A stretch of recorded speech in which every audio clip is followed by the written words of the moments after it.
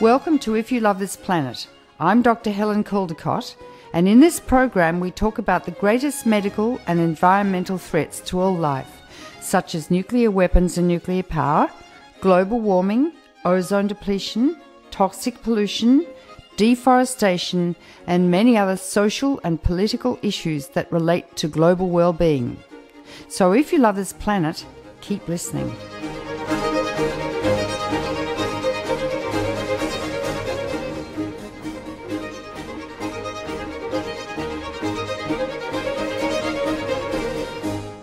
Hello and welcome to If You Love This Planet.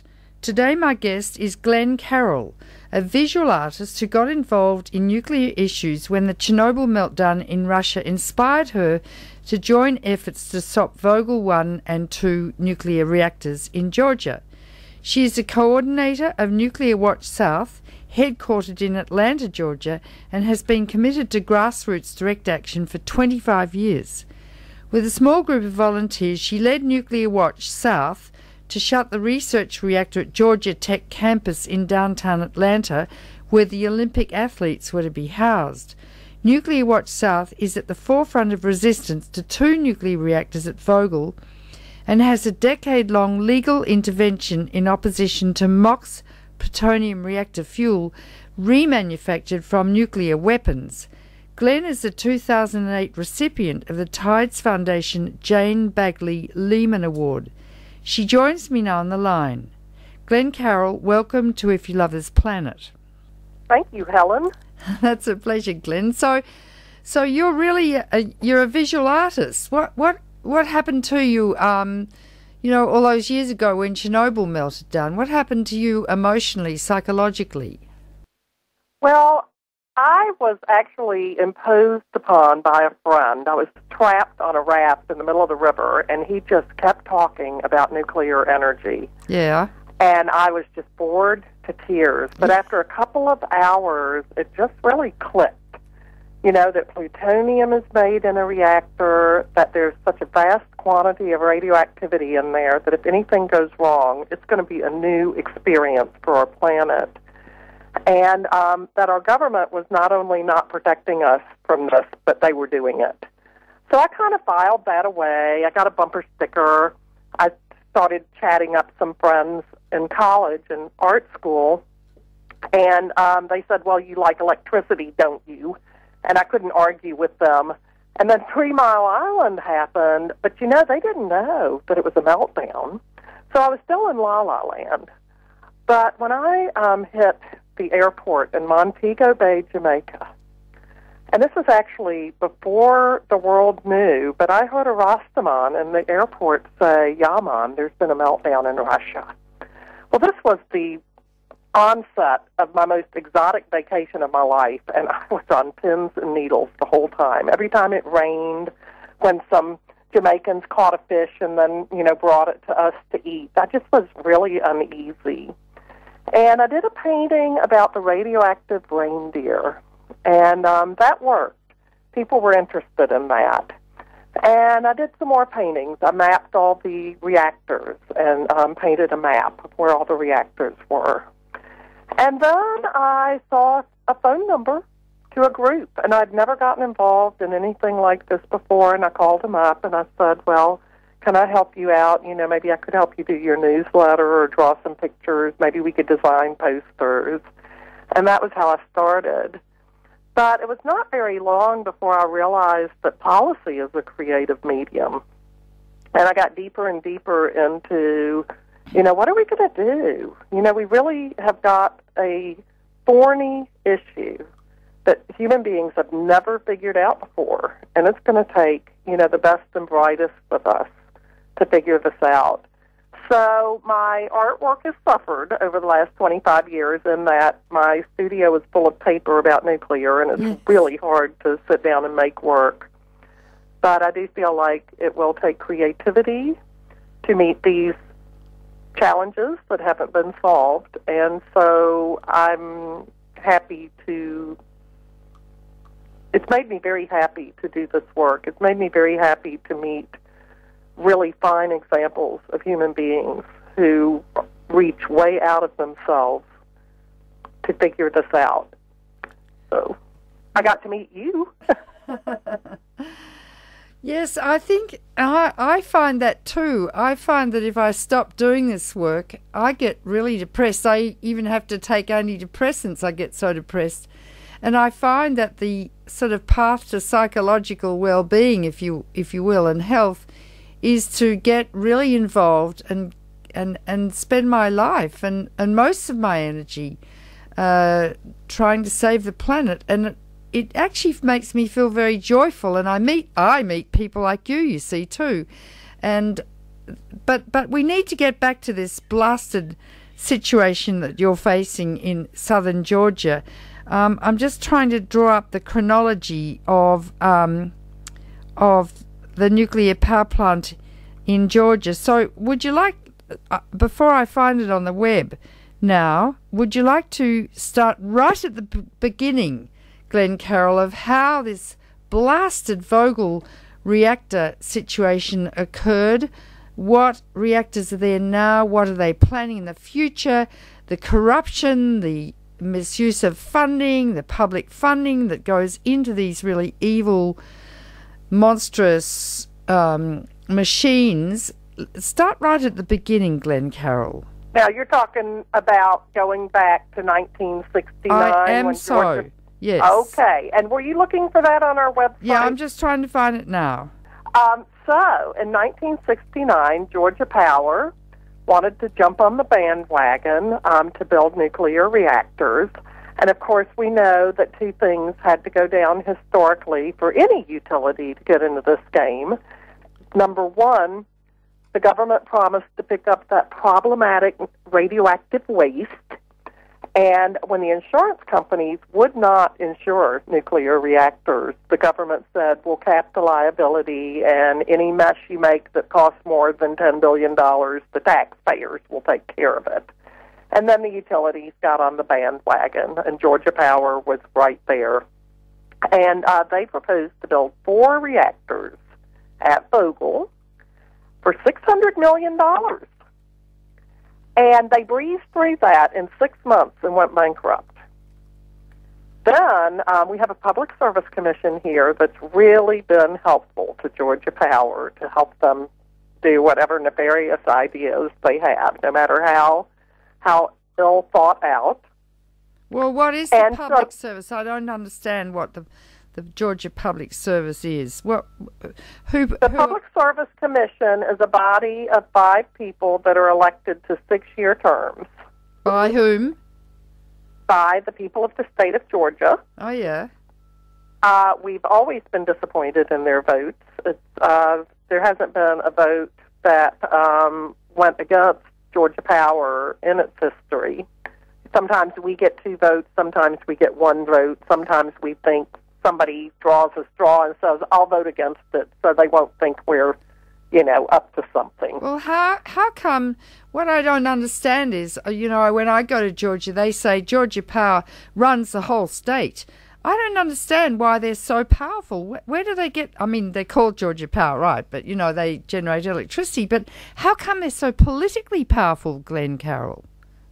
Well, I don't know. We had a recent example. Now I came in late. By the time I came into Chernobyl, the first generation of reactors was by and large built in this country. We were some of the last to come online in the late 80s, and it had been a hell of a fight all over the country. And one of the ideas that had been put out there, and you probably can speak more to this than I can, Helen, was this QUIP.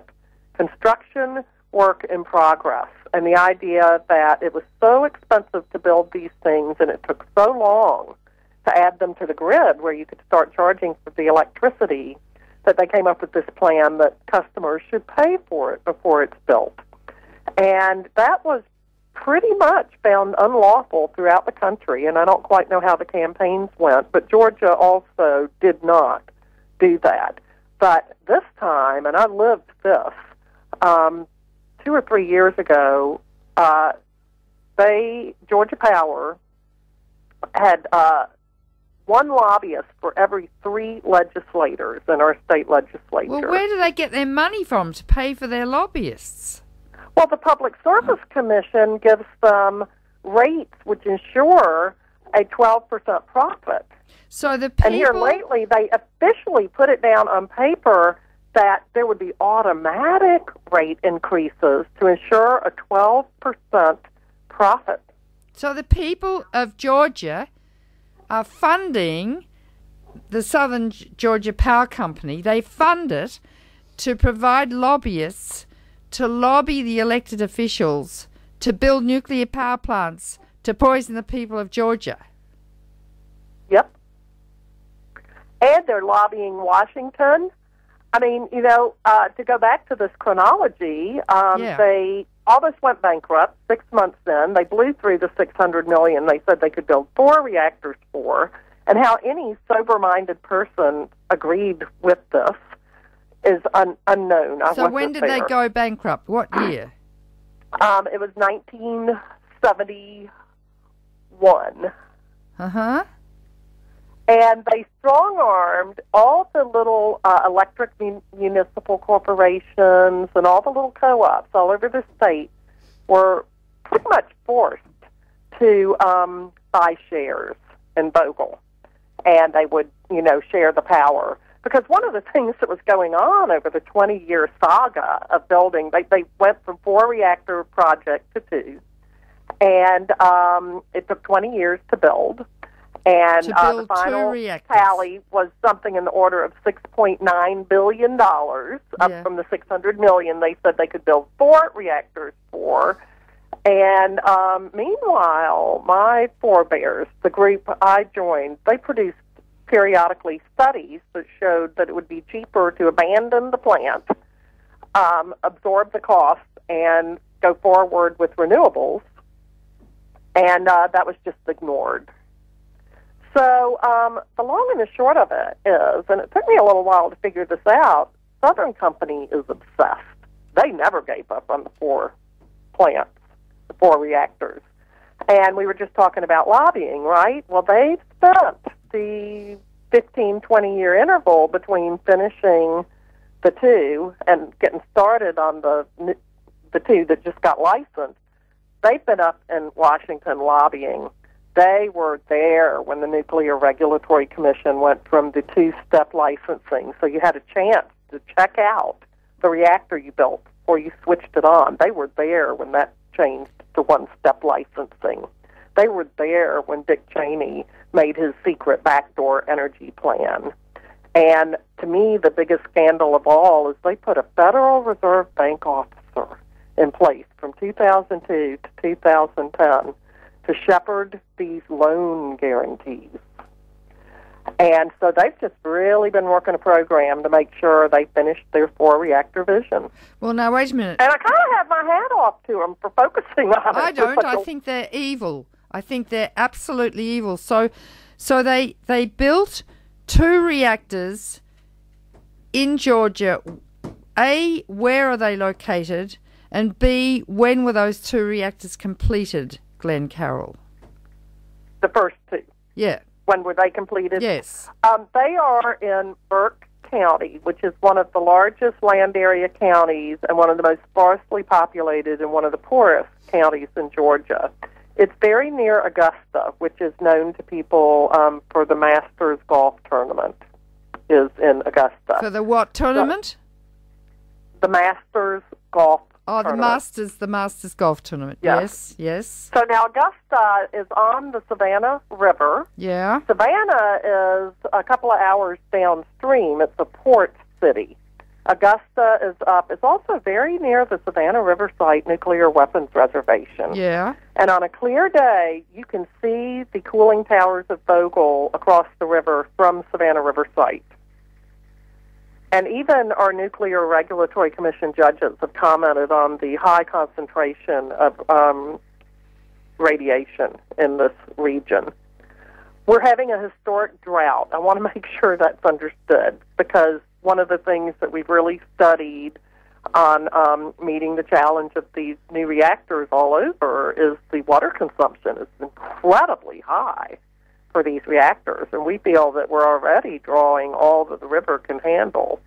Okay, but still, you asked, the first two reactors came online in, I think, 86 and 87. And, of course, Chernobyl happened in 86. So 1986 and 87. What size are they? Are they 1,000 megawatt reactors, these two reactors? Yes, a little bit more, about 1,200 megawatts. And I want you to describe the community in which they're located sociologically, Glenn Carroll, please, in Burke County. Well, it's, like I said, it's very rural, very poor, and it's a large county. So the county seat is not as close to the reactors as the rural black community. And they live in this part of the community. It's called Shell Bluff. And out there, the roads aren't paved. There's no grocery stores. There's a little convenience store where you can buy gasoline. And one of the most heart-wrenching things I heard when the BBC interviewed members of the community and asked them about the economic benefits, and they said, look around you. Our roads aren't paved. We don't have a grocery store. Do you see a hospital or a fire station? They said, when we have an emergency out here, it takes 45 minutes for an ambulance to get here. Now, they're mostly African Americans, right? And what size is the population at Shell Bluff, just next to the reactor? Oh, gosh, that would be an interesting thing to look up. I mean, we've got some towns in Georgia that have population 50. It's low. Let me see if I can find that. No, it's larger than that. Now, I read a report recently that almost every family, this is anecdotal evidence, but that almost every family has relatives or friends who've died of cancer in that community in the last, 20 years, yeah. I mean, they did not have this experience. Let's see, Shell Bluff, I'm getting population 13,000. 13,000, well, that's large. Black population is 7,000. 7,000, so it's a majority of African Americans. Now, so what do you know about the cancer incidence? I believe this is for the whole county, actually. I don't think it's giving me just Shell Bluff. I think the whole county has 13,000 people. So what do you know about the cancer incidents, Glenn Carroll, in this community just next to these two Vogtle reactors that have been operating since 86, 87? Well, I mean, not only do very basic studies that just look at public health data find a significant increase in cancer, but what is the most compelling of all is meeting the people who say we never had cancer, and now every single one of our families has people with cancer, and our cemetery is filling up with young people. Oh, dear. Who are dying. So, and it's just heartbreaking. You see them on the news, and they say, well, we're not saying it's the nuclear reactors, but what is it? Is it the air? Is it the water? Is it our food? And tell me, we know that the reactors affect. Is the Health Commission doing an epidemiological study of this community, Glenn Carroll? Well, that was something that really angered me. We went to the last meeting of the NRC and the Nuclear Regulatory Commission and Southern Company, and Atlanta is a headquarters for Region 2. So they were meeting here in Atlanta, and it was the day before the licenses were given, and it was a pretty shameful experience. All members of the public were shuttled to a secondary room, so they didn't even let us in to the main hearing room. But a few of us went in there to address them. And it was, the atmosphere in there was giddy. It really was unseemly for all these men in suits. There were 3 women in there. One was a reporter. 1 woman was sitting at the table. It was all men. And the head of Region 2 addressed Reverend Willie Tomlin, who lives in Shell Bluff, and he spoke of the cancer that's happening, and he spoke of a National Academy of Sciences study that's been commissioned by the Nuclear Regulatory Commission as if don't worry about it. But here's the sitch, Helen. They're doing a scoping study. They're doing a phase 1 to see if a study is feasible. And we met up with the National Academy of Sciences people, and they said there's been no data kept. The industry has not been keeping data on the health of its workers or the health of the surrounding communities. And so they are really uncertain that they could produce a quality study. But hasn't the state got a health department that forget about the Southern Georgia company? They're not going to look at the surrounding population and see if they're getting cancer from the nuclear reactors. But isn't there a health commission or health project within the state government of Georgia who collects statistics on cancer incidents and other diseases? Isn't there? There must be. Well, like I said, there's this general registry, and that just keeps like who died, how many babies died. That sort of data is kept, I guess, kind of as almost like census data. So that data has been analyzed, but no, there's not been any special studies done to keep tabs on the communities that live, in close proximity to the reactors. So these people are guinea pigs. They're being killed. I mean, I would state, I would state that outright as a physician and a paediatrician. If they're not collecting data, that there's anecdotal evidence that most families have experienced a higher than normal incidence of cancer, it's right next to the reactor. And no one's looking at it. It absolutely takes my breath away as a physician. How can even the AMA, American Medical Association in Georgia, countenance such activity? It's beyond the scope of my imagination, Glenn Carroll. It's terrible. And as you know, because you've been so active in this issue, and you have an edge on us because you're an MD. But it's a slippery slope to talk about health. And yet because so many of the scientists have not paid attention to this, and you get, your Dr. John Goffman, and you get your Casey Morgan, and your Alice Stewart, but they are few, and your Rosalie Bertell, and you. And there's just so many more physicians ignoring it altogether, treating cancer instead of preventing it. Okay, now the next question I have is, I hear that until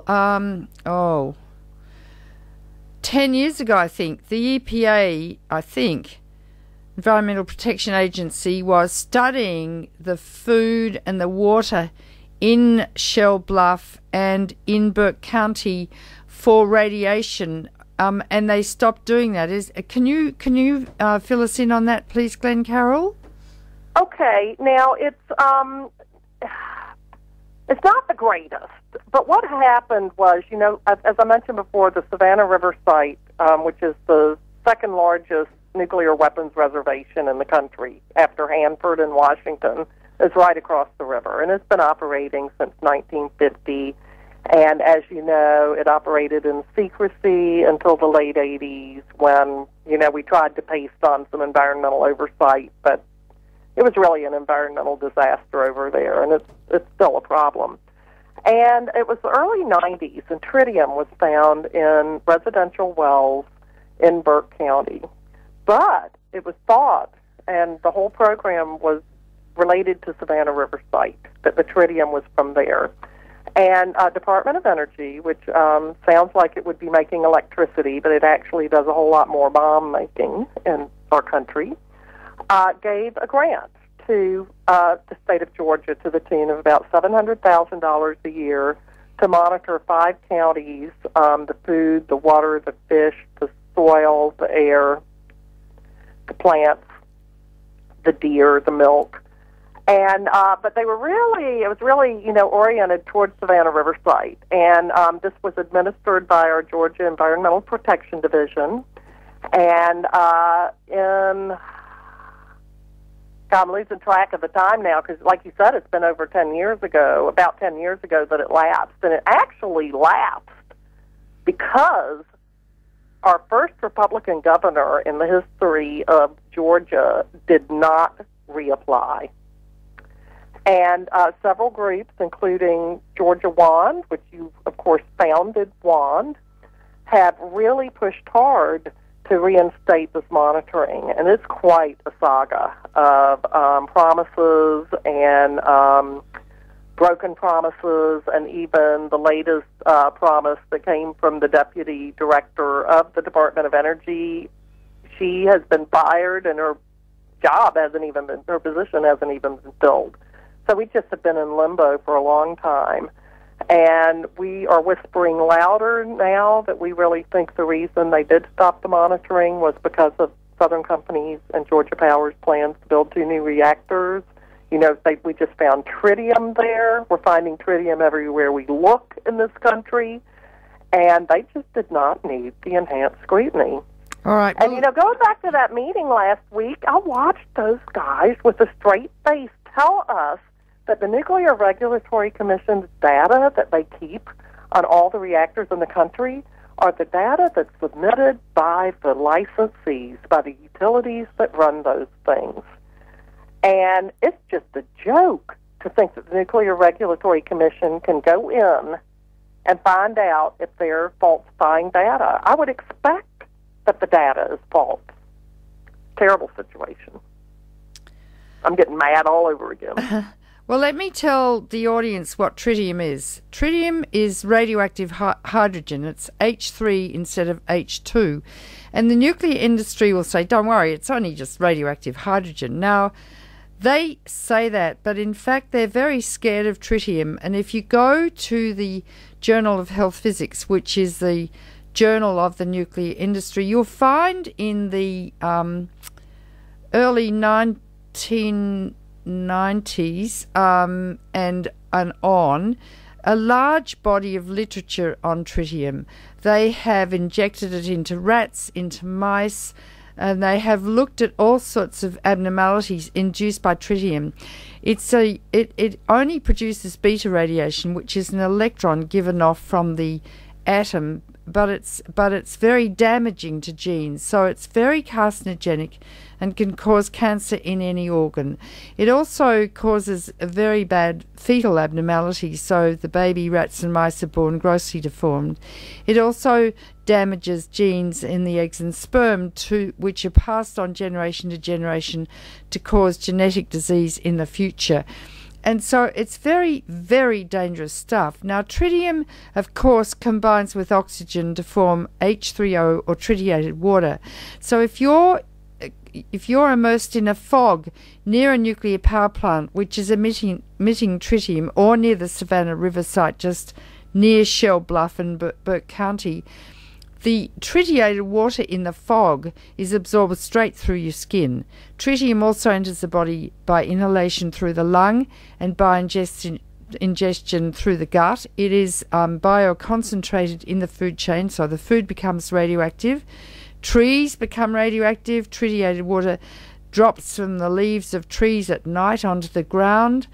Tritium is such a tiny little molecule that it escapes from everything. The only thing that prevents its release is gold, because gold is so dense. So therefore you can't prevent tritium escaping, and a lot of tritium is made in nuclear power plants, including Vogtle 1 and 2, and they've had power plants, reactors at Savannah River and the like, and so tritium escapes from there, and it's ubiquitous. It's hardly ever mentioned. It's extremely biologically dangerous. And so that's one of the problems. The other problem is the Savannah River site, where I visited, actually is very near Burke County and these Vogtle reactors and the very poor African American community.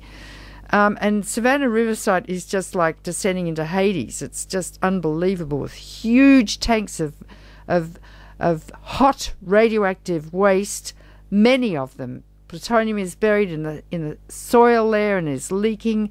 It leaks into the Savannah River with other isotopes. It's just like being in hell. And so this is a site where not only have they got 2 reactors there, but Glenn Carroll.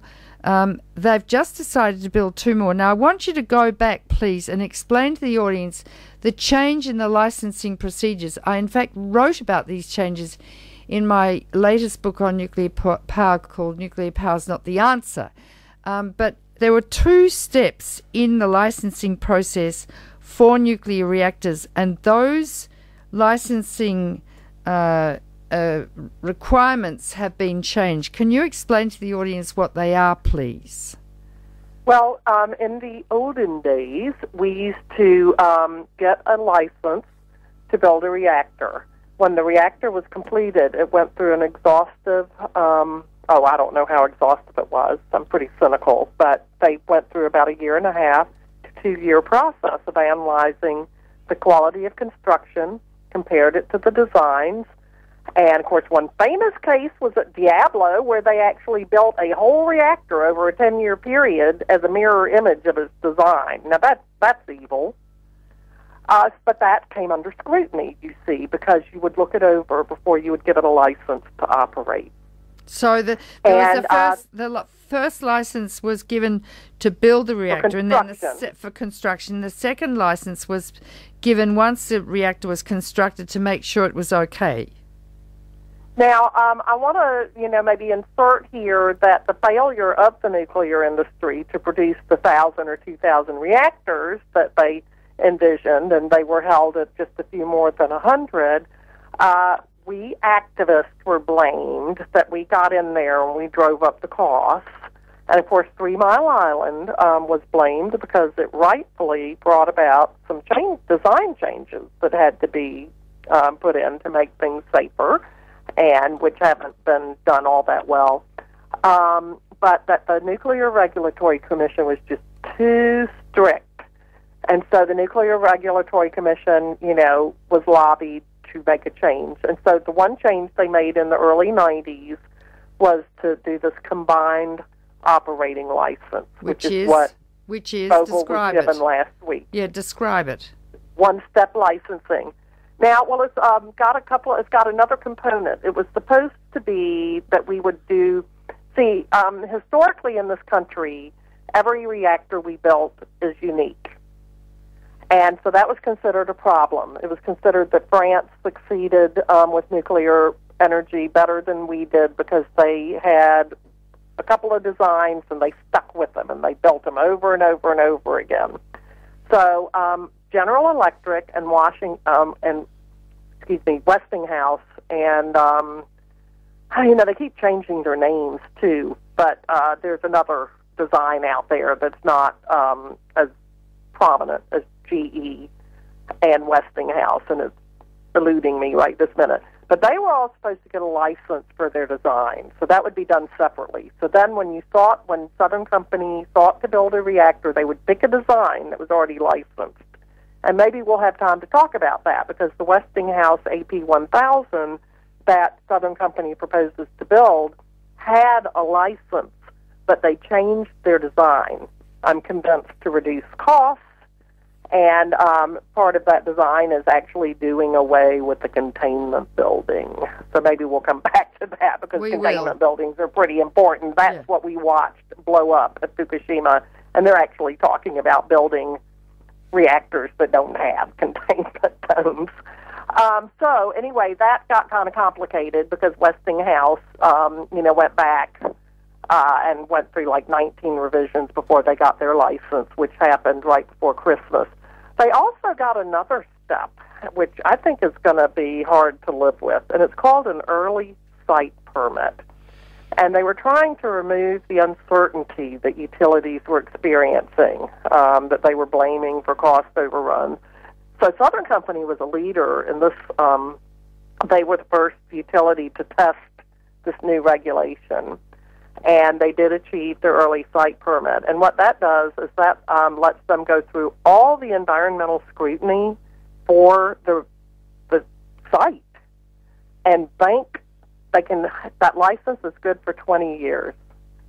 So even if something happens, like Southern Company is also depending on federal loan guarantees in addition to this QIP money that they've shook us down for They're depending on $8.3 billion of tax-funded loan guarantees, which, by the way, is not still going to make a pile of money big enough to finish this reactor project. But if something happens to interrupt their flow, they could still come back and restart this project, up to 20 years. How do you now, mean? We're having a historic drought. We've got more and more draw on the Savannah River.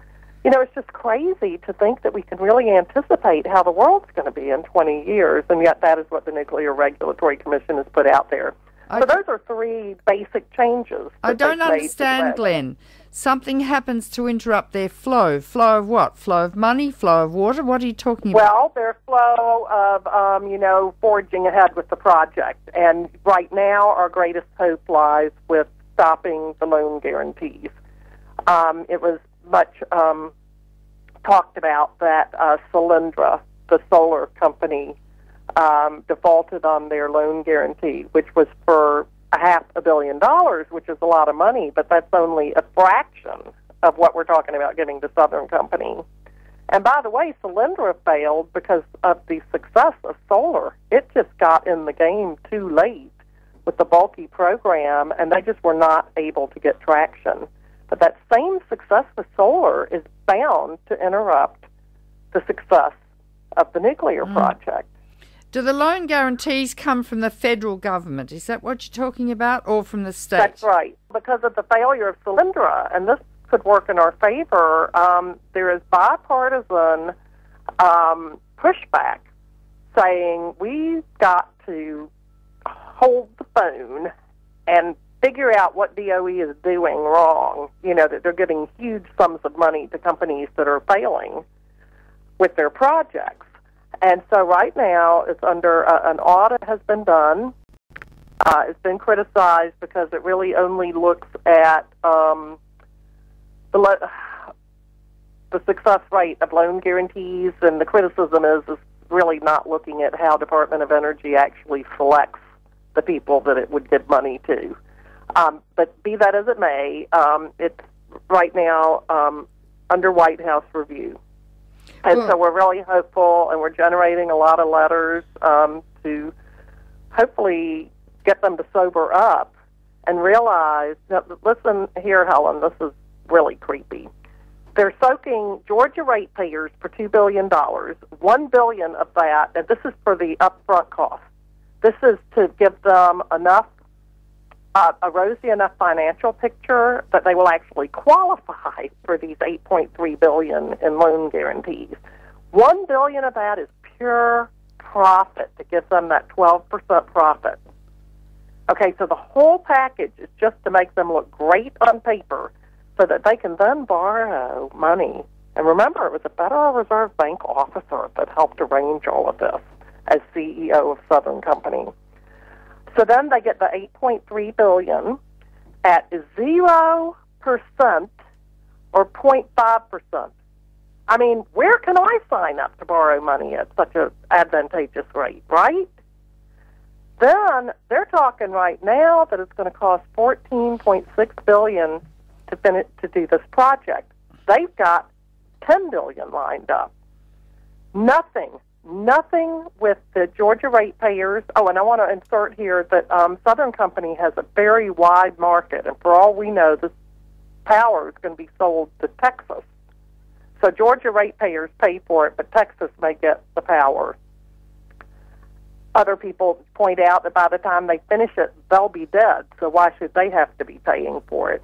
Anyway, there's $4 billion they haven't raised yet, and nothing. None of these things are conditional, forcing them to complete the project. I think they've just figured out how to make money for nothing, and they can just construct this reactor till the cows come home, shake us down for money. Somewhere down the road, they're going to holler, what about your investments? You don't want to waste your investment. But the tragedy, Helen, is that the world is turning to solar and solar and wind are supplying our needs, and we're going to miss the boat in Georgia. All right. I'm really not that worried this reactor will come online. I think they're very unrealistic if they say that they can bring them online in 5 or 6 years. Since when? Since when has a reactor ever come online that fast? Yeah. Well, and actually the realistic price of reactors now is about $12 billion per reactor. So we're looking at more like $20 billion if to be realistic. Now I want Glenn Carroll for you to describe what an AP1000 Westinghouse reactor is. It's called an advanced reactor. Why is it advanced, and what are the unique parts of its design that they call it advanced? Well, it's advanced like white is black and up is down. It is dumbed down. I referred to the fact that they don't have a containment building in the design. Now, a containment building is really important. This was a real key to ever even commercializing nuclear power. As we said early on, that the amount of radioactivity inside a running reactor is fantastic. It's an incredible amount. It's just not the kind of radiation we experience on the surface of the Earth. So the premise is, do not let it out. And so they have something called defense in depth, and they have backups, and the backups have backups, and the backup to the backup has backup. So this is the premise. And the containment building would be 5 feet thick of reinforced steel. Now, we've been practicing, you see, with this reactor technology. So unfortunately, we built a lot of the type of reactor that we saw exploding at Fukushima before we realized that wasn't a very effective containment. But the Vogtle reactors we have now have the really large, really robust containment that, you know, is as good as it gets in that business. Now, they're 5 feet thick, they're very roomy, so that when pressures start building in there, it's a really big space, and it just, you know, ideally won't ever get such a high pressure that it could breach a 5-foot thick reinforced concrete shell. They're replacing that with what they call a shield building. It would be 2.5 feet thick, which is half as thick. It's stacked blocks of concrete. Westinghouse calls it Lego style. Now, here's the kicker. It's open at the top, so it's not even sealed like the containment domes. That's why they don't call it containment. It's a shield building. They have said, if there's an accident, this is just to protect the workers a little bit that have to get up close to it. It's open at the top because it's fantastically hot in there, and one of your giant problems with a reactor is to cool it. So they want to have some heat exchange, so it's open at the top. And if you're thinking of a chimney, you've got it. The analysis, which was done by Arnie Gunderson of Fairwinds, who's a real treasure. He's really been wonderful educating people after Fukushima, a former insider nuclear engineer. So he did the analysis on problems with this, and he called it the chimney effect. So that's a problem. Now, what they're saying, we know at Fukushima that what happened, and this is the danger at every single reactor, is if you do not keep the pumps working and the water flowing around that reactor, the temperatures are so fantastic that, you know, if you fail to keep it cool, you will have melting fuel, and then you'll have explosions and radioactivity getting out. And so we saw the failure of the generators at Fukushima, which contributed to the problems there.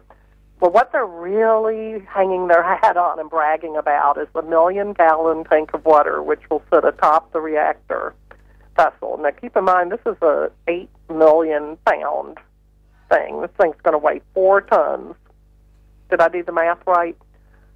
I think it's more than that. Maybe it's 4,000 tons. Anyway. How big is the tank? How many gallons? 1 million gallons. And this water, if there's an accident, this water is going to trickle out, and it's going to last for 7 days. So for 7 days, trickling water will trickle down over the reactor and keep it cool. Now, of course, on day 8, you're sunk. The problem with that is a couple of things. It's never been tried. It's a theory. And as Arnie Gunderson pointed out in his report, which is on our website and on his Fair Winds website and many places, we now have what used to be a sealed environment, and it's called a reduced environment, and it's dry and oxygen is not in there. Well, now we've got a moist, open environment with oxygen, and there's a real concern about corrosion in the space that the water would trickle down. So those are a couple of the problems. And then one problem that actually inspired an engineer, a woman with Westinghouse, to blow the whistle is that they've originally planned a 600-megawatt reactor, and that was the original design. And now they've scaled it up to suit industrial needs to, Southern Company's desires to a 1,200 megawatt. They've doubled the size of it, but they have not doubled the size of all the components of the reactor. And so she is very concerned that there is a disconnect there and there are safety gaps because it's just not going to work the way they plan. Well, I talked to Arnie Gunderson the other day about this AP1000 reactor, which is actually an AP1200 reactor, as you just described. And it's got 1 million gallons of water in a tank sitting above it, so that if there is an abnormality in cooling, as you described, the water trickles down and keeps it cool. But because that water, 1 million gallons, is so incredibly heavy, it will destabilize the construction design of the reactor and the actual engineering features to make it much weaker structurally. And he's very concerned about that. That's number one. Number two, apart from the chimney effect that you described, Glenn Carroll, and Arnie Gunderson goes into this very carefully in an article he wrote for the New York Times, which will be on his webpage at fairwinds.com. The company, Westinghouse, has short-circuited the construction materials, and so, as you said, it's that they've saved money by having less concrete in it and less steel, and it's called by some the eggshell reactor, because it will be very vulnerable to accidents and the like. Now, those are the two. Here's the thing I heard, and it was, held up at the Nuclear Regulatory Commission, and I'm not privy to what made them feel relaxed about letting it go, that if an airplane hit it, or under certain seismic conditions, which we might want to visit that, it would shatter like a teacup. That's right, eggshell reactor, teacup reactor. So they're getting $8.3 billion loan guarantee initiated this is the plan, initiated by President Obama, for God's sake.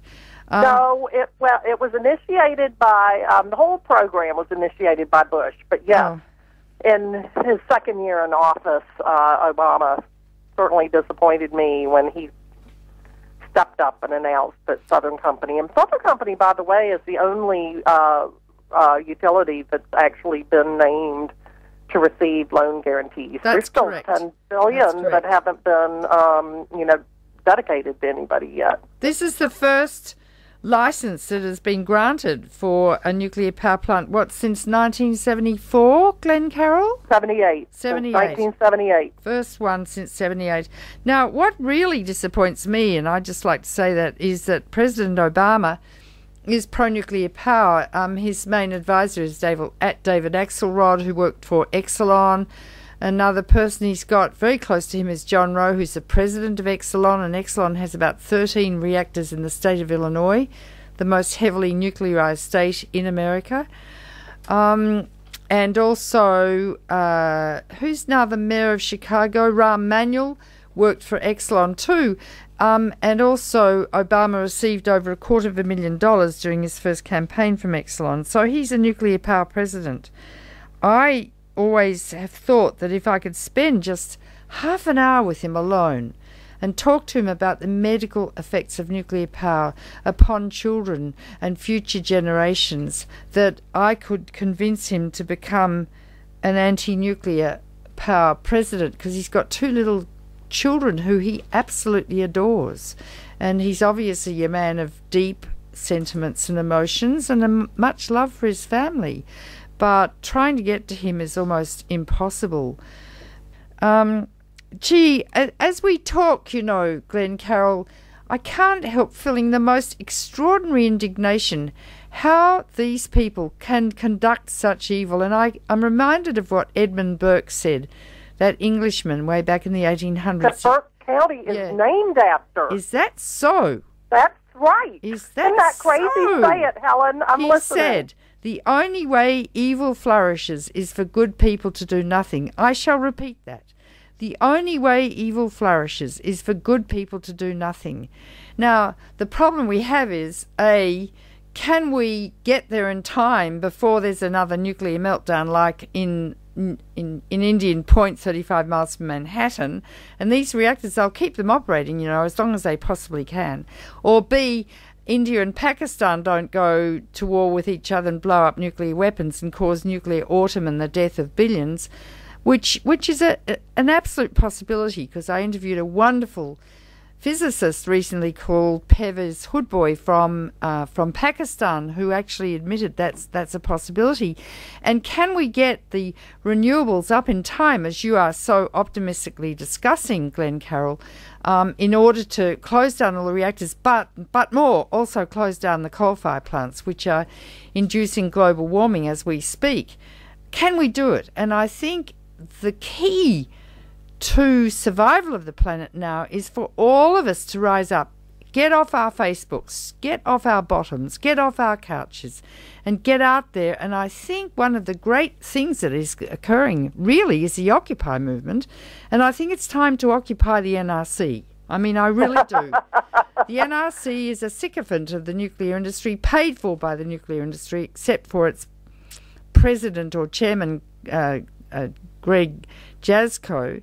And I think that this movement is revolutionary, and it's led by, a lot of the young people who are really gutsy and not afraid of anything. I agree, and it's intelligent. And it's intelligent. And we've also been privileged to hang out some with the coal activists who are enjoying a lot of success and, pushing back on mountaintop removal. And these kids are brilliant, and they're ethical. Oh, yeah. And they get the nuclear issue. And, it's really the energy picture. And actually, it's the economy. Because the way the economy works, why wouldn't Southern Company? I mean, let's just step back a minute.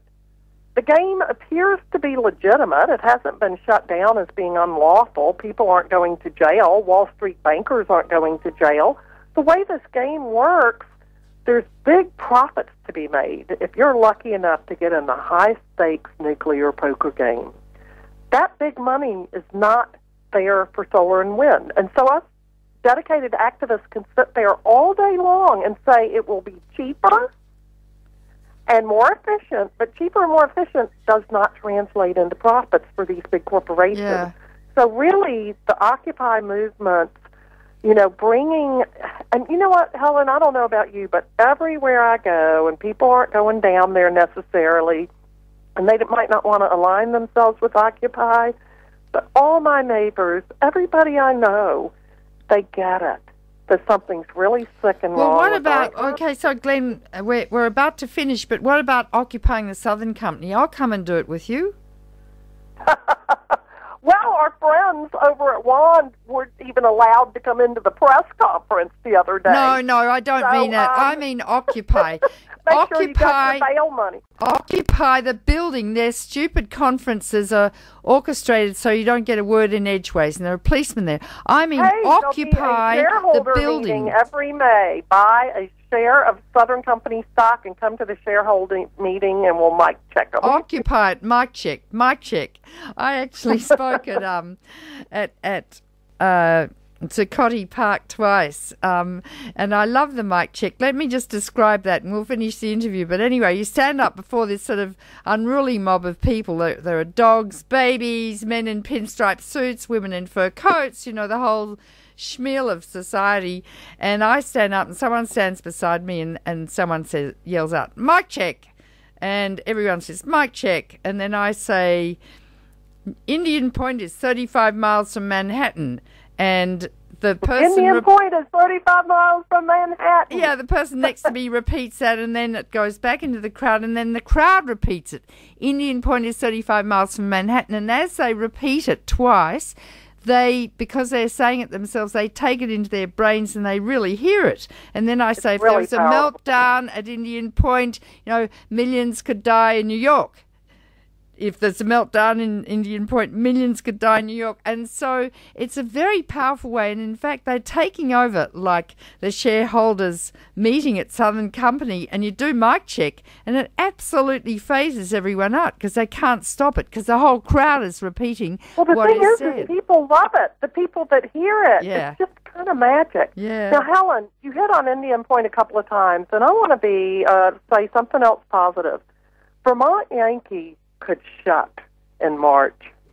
Indian Point has none other than the state of New York trying to stop it from getting a license extension. Yes, I know that. And you're in California where it's progressive. You have a moratorium on new reactors. You've shut more than one reactor.